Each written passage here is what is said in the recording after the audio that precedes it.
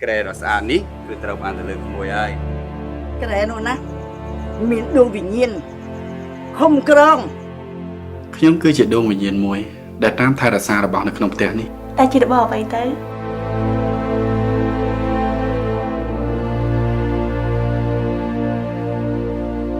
ស្រស់ស្អាតណាស់លោកម្ចាស់ ទោះជាស្រស់ស្អាតយ៉ាងណាក៏នៅតែចាំស្លោះកាយ មករយៈនេះណាទាំងអស់គ្នាមានចាប់អារម្មណ៍ទៅលើនាងកែវហ៎អីយើងនេះនឹងទៅរកប្តីឲ្យឯងភ្លាម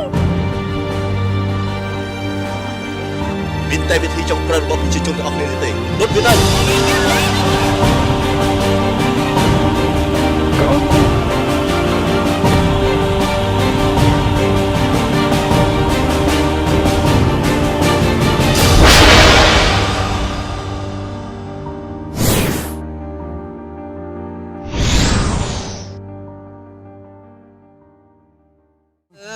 កែវងខ្ញុំពិតជាហិនហោចបាំងចំយាយខ្មោច